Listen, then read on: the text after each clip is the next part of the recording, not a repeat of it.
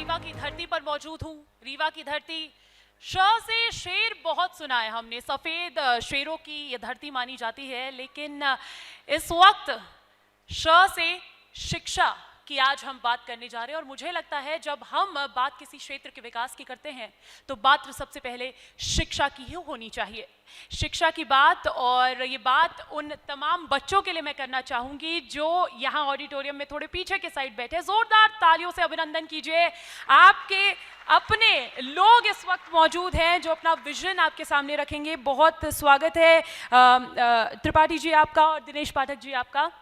तो सबसे पहले शिक्षा की शुरुआत करते हैं और डॉक्टर दिनेश पाठक, हम सेंट्रल एकेडमी स्कूल की बात करते हैं क्योंकि आमतौर पर एक बच्चे को सबसे पहले स्कूल ही भेजा जाता है और उसे वो सब कुछ सिखाने की कोशिश की जाती है जो मुझे लगता है उसे एक बेहतर इंसान बनाने के लिए बहुत ज़रूरी शिक्षा भी है। और ऐसे में सबसे पहले हम सेंट्रल एकेडमी की बात कर लेते हैं। डॉक्टर दिनेश पाठक, सबसे पहले क्योंकि देखिए रीवा में अब आपका ये जो स्कूल है इसका एक बहुत बड़ा नाम है, एक बहुत बड़ी विश्वसनीयता है, तो सबसे पहले आप उसके बारे में बताइएगा। मेरा विद्यालय 1982 में एक छोटे सी जगह में शुरू किया गया था। इसके विद्यालय के जो संस्थापक थे वो परम आदरणीय श्री गरुड़ कुमार मिश्र जी थे, जो आजकल स्वामी जी बन चुके हैं, अध्यात्म से जुड़ गए हैं और मध्य प्रदेश सरकार के पूर्व मंत्री भी रह चुके हैं। इन्होंने लालगांव हाउस में 2 कमरे से विद्यालय की शुरुआत किया था और लगातार अपनी मिशन में ये दृढ़ थे और जो मिशन था उस मिशन को लेकर बढ़ते हुए आज विद्यालय सिविल लाइन परिसर में, सिविल लाइन उसमें एक बड़ी बिल्डिंग के साथ में, बड़े इंफ्रास्ट्रक्चर के साथ में स्थापित है। और यह विद्यालय जो केंद्रीय माध्यमिक शिक्षा बोर्ड CBSE है उसका प्रथम एफिलेटेड स्कूल रीवा का था।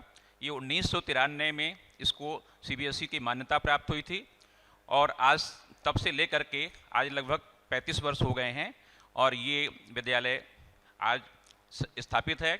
और विद्यालय में सबसे बड़ी जो अहम यहाँ पर भूमिका मिली है वो CBSE ने नई दिल्ली ने विद्यालय को सिटी कोऑर्डिनेटर सेंटर स्थापित किया है और साथ में नोडल सेंटर बनाया है। जितने भी विद्यालय जिले के अंदर CBSE से संचालित है उन सब का कोऑर्डिनेशन सेंटर है। मैं खुद भी सिटी कोऑर्डिनेटर और नोडल ऑफिसर की भूमिका निभा रहा हूँ। इस तरह से विद्यालय को शहर के लोगों का बहुत ही यहाँ पर सहयोग मिला और उस सहयोग से हम लोग अभी भी अपने लक्ष्य को आगे प्राप्त करने के लिए, क्योंकि लक्ष्य की कोई सीमा नहीं होती, कोई चरम सीमा नहीं होती है, हम कंटिन्यूअस ऊपर की तरफ अभी भी अप्रोच कर रहे हैं।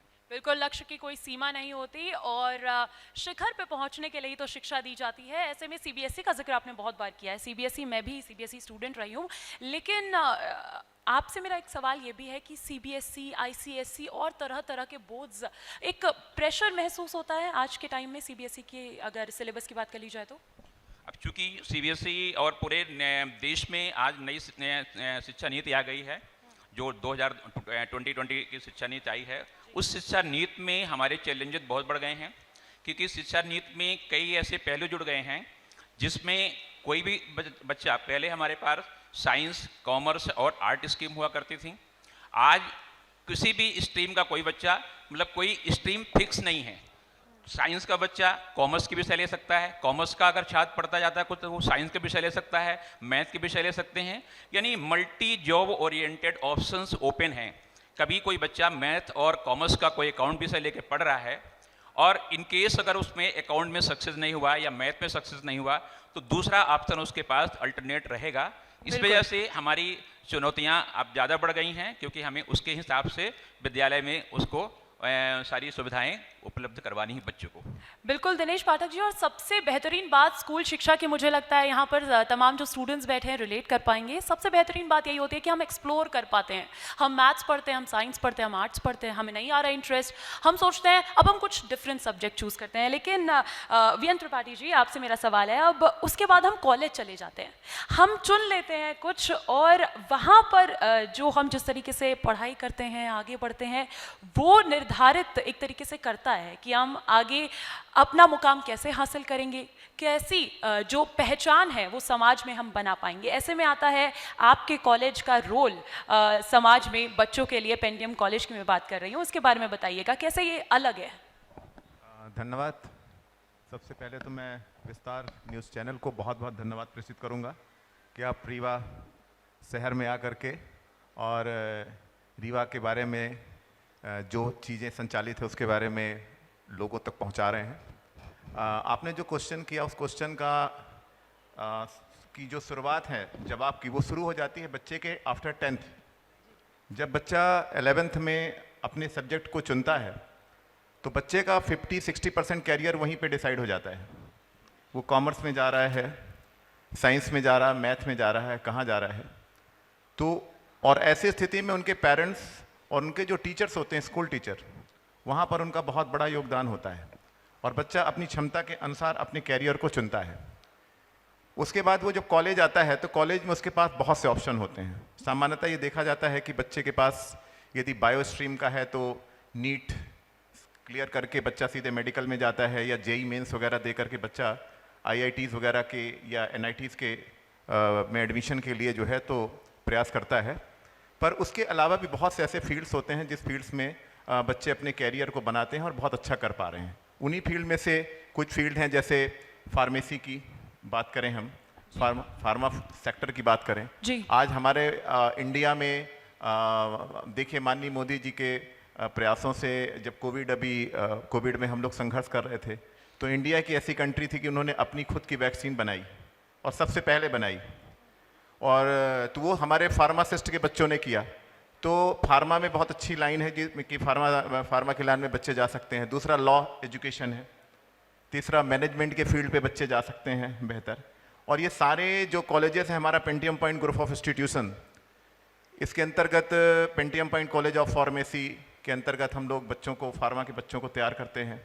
और उसके लिए जो सबसे महत्वपूर्ण चीज़ है कि बच्चे को लैब अच्छी होनी चाहिए, लैब में अच्छी जानकारी होगी तो ही बच्चा आगे चल करके कोई भी ड्रग्स को डिज़ाइन कर पाएगा या मैन्युफैक्चर कर पाएगा। तो उस पर भी एक अच्छा काम हम लोग कर रहे हैं और बच्चों के इंटेंशन को और उनके ऑब्जेक्ट्स को पूरा करने में मदद कर रहे हैं।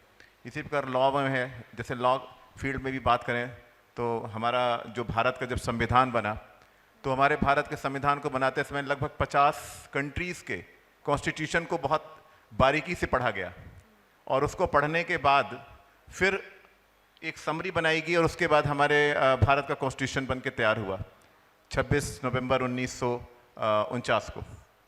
और तो भारत का जो संविधान है उस संविधान को बनाने वाले बहुत योग्य लोग थे। और आज भी हमारे जो छात्र हैं यदि लॉ फील्ड में जाते हैं तो लॉ फील्ड में उनके लिए बहुत अपॉर्चुनिटीज़ हैं। आज जजेस देखिए, जजेस की इतनी ज़्यादा कमी है कि इतने सारे केसेस पेंडिंग हैं, तो बच्चे उस फील्ड में सोच ही नहीं पा रहे हैं।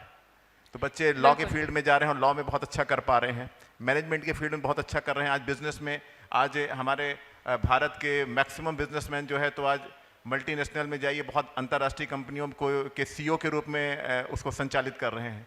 तो हमारे भारत के जो बच्चे हैं उनके अंदर बहुत टैलेंट है और वो किसी भी फील्ड को चुनेंगे वो उसमें सक्सेस होंगे। बिल्कुल, निश्चित तौर पर। और उस टैलेंट को निखारने का काम अब रीवा में आपका कॉलेज कर रहा है। लेकिन देखिए, महानगरों की तर्ज पे मैंने सुना है इस कॉलेज को बनाया गया है। इसमें ऐसे कौन कौन से कोर्सेज आप लाए हैं या फिर एक्स्ट्रा करिकुलर एक्टिविटीज़ आप लाए हैं जिससे ये सुनिश्चित किया जा रहा है कि हाँ, सिर्फ बाहर जाने की ज़रूरत नहीं है, रीवा में भी आपको शिक्षा मिलेगी और बहुत बेहतरीन शिक्षा मिलेगी। बिल्कुल, आपका क्वेश्चन बहुत अच्छा है और ये क्वेश्चन को बताने के लिए मैं बहुत उत्सुक भी हूँ, क्योंकि मैंने महाविद्यालय को जब निर्माण किया, जब निर्मित अपने महाविद्यालय का कंस्ट्रक्शन किया था, तो उन सारी चीज़ों को, चूँकि मैं काफ़ी बाहर मतलब इंडिया, लगभग मैक्सिमम इंडिया के अच्छे शहरों में मैं रह चुका हूँ जी, बाहर भी घूम चुका हूँ, अब्रॉड भी। तो मैंने बहुत से एजुकेशनल संस्थान को मैंने देखा और देखने के बाद मुझे ऐसा लगा कि एक दिन अपन रीवा में भी कुछ ऐसा संस्थान निर्मित करें कि जहाँ का इंफ्रास्ट्रक्चर और जहाँ की टेक्निक्स वगैरह को देख करके जो बाहर के बच्चे हैं वो बच्चे भी रीवा में आए और रीवा के बच्चे को बाहर ना जाना पड़े। उसके लिए हमने अभी अपना एक कैंपस निर्माण किया है, अभी नवीन campus Pentium point group of institutions के उसमें। ये रीवा से करीब 5-7 किलोमीटर की दूरी पे है, लगभग 18-20 एकड़ पे है। तो हमने उसमें जैसे फार्मेसी कॉलेज बनाया, उसमें बी फार्मा है, डिप्लोमा फार्मेसी है, और उसमें हमने लगभग 14 लैब्स दी हैं। वो 14 लैब्स में मैन्युफैक्चरिंग यूनिट से लेकर के सारी चीज़ें जिसमें ड्रग्स डिज़ाइन और ड्रग्स को बनाने की सारी चीज़ें जो मशीनरीज यूज़ होती हैं वो बच्चों को वो मशीनरीज प्रोवाइड की जाती हैं, और उनका जो है SOPs के साथ उन बच्चों को सारा उसमें ट्रेनिंग दिया जाता है। सेकेंडरी जैसे लॉ कॉलेज की बात में किया, तो लॉ कॉलेज में अभी Pentium point college of law पिछले 2022 से संचालित है। बार काउंसिल ऑफ इंडिया की टीम आई थी कुछ दिन पहले, और उन्होंने महाविद्यालय का जो मूट कोर्ट है, जिसे हम लोग कोर्ट कहते हैं, उसको उन्होंने बेस्ट बोला, एक्सीलेंट की कैटेगरी में रखा उन्होंने। अच्छा। तो मैं तो चाहूंगा कि रीवा और साथ ही हमारे रीवा जिले के जो जिला न्यायाधीश हैं, और इन तालियों की गूंज ने बता दिया कि पेंटियम कॉलेज के स्टूडेंट्स जानते हैं कि उनका कॉलेज किस लेवल की शिक्षा दे रहा है, बच्चे हैं किस यहाँ लेवल पर, की फैसिलिटीज दे रहा है। जोरदार तालियां हो जाए। बच्चे हैं और बच्चों को अपने कॉलेज के इंफ्रास्ट्रक्चर को देखा है, उसको यूज़ भी कर रहे हैं। तो जो मैं बता रहा हूँ उसको वो यूज़ भी कर रहे हैं। तो जो मूट कोर्ट की बात मैं कर रहा था, तो मूट कोर्ट बहुत ही आधुनिक हमने बच्चों के लिए दी है, समर्पित की है। साथ ही जो ऑडिटोरियम है, तो ऑडिटोरियम को मैंने अत्याधुनिक बनाया है छात्रों के लिए। नहीं, अच्छी बात यह है कि आपने पहले दुनिया घूम के देखी है और उसके बाद आपने सोचा कि रीवा में ऐसा क्यों नहीं लाया जा सकता। दिनेश पाठक जी, मेरा आपसे सवाल रहेगा कि बच्चों की शुरुआत स्कूल शिक्षा से होती है, उसके बाद हमने, क्योंकि उन्होंने कोविड का जिक्र किया था, तो ये हमने देखा चैलेंजेस बहुत आए थे उस दौरान, और फिर हमें ऑनलाइन मोड स्विच करना पड़ा। तो आप एजुकेशनल इंडस्ट्री, क्योंकि देखिए बहुत एक्सपेरिमेंटल है, बहुत कुछ एक्सप्लोर किया जा सकता है, उसमें आज के वक्त में रीवा में रहते हुए आप क्या चैलेंजेस फेस कर रहे हैं स्कूल्स में? चैलेंजेस तो बहुत बढ़ गए। कोविड के टाइम से हमें बच्चों को मोबाइल देना पड़ा, हम सभी पेरेंट्स को, और उस मोबाइल के यूज़ की वजह से बच्चों में वो लत पड़ गई कि आज वो इलेक्ट्रॉनिक गैजेट के बिना कुछ कर नहीं सकते हैं। हम देखते हैं कि विद्यालय में बच्चे आते हैं, और जब वो बच्चे घर पहुंचते हैं तो सबसे पहले अपना बैग बाद में रखेंगे, अपनी ड्रेस बाद में चेंज करेंगे, सबसे पहले अपना डिवाइस ढूंढते हैं और उस डिवाइस को ऑपरेट करते हैं। ये ऐसा, मैं खुद भी पेरेंट हूँ, और पेरेंट हमें हमेशा ये खबर देते हैं जब भी हम PTM करते हैं तो बच्चे पेरेंट्स की ये शिकायत होती है। दूसरा और भी है, ये जो इलेक्ट्रॉनिक गैजेट्स का यूज़ तो है ही है, बच्चे इसको अनावश्यक मिसयूज़ कर रहे हैं। दूसरा, हम पेरेंट्स जो है अपने बच्चों को टाइम नहीं दे पा रहे हैं, समय ना दे पाना एक बहुत बड़ा वो है। इससे बच्चों का जो गैप बन रहा है बच्चे पेरेंट के बीच में, जो यहाँ पर संवादहीनता हो रही है, संवाद नहीं हो पा रहा है, इसकी वजह से भी और भी बच्चे जो है एक गलत रास्ते की तरफ जा रहे हैं और वो एकांकी होते जा रहे हैं। इसे मुझे ज़रूरत है, पेरेंट्स से मेरी अपील है कि बच्चों को पर्याप्त टाइम दें और कोशिश करें कि खुद भी और बच्चों को भी इलेक्ट्रॉनिक गैजेट्स का यूज़ कम से कम करने की। बिल्कुल, गुड पेरेंटिंग बहुत ज़रूरी हो जाती है बच्चों के होलिस्टिक डेवलपमेंट के लिए, और ऐसे में सबसे बड़ा किरदार एक विद्यालय और एक महाविद्यालय निभाता है। बहुत शुक्रिया त्रिपाठी जी और पाठक जी आपका तमाम चर्चा हमारे साथ करने के लिए, और विंध्य को शिक्षा का सम्मान यूं ही बनता रहे, मिलता रहे, और ऐसे में विस्तार होता रहे शिक्षा का। Thank you.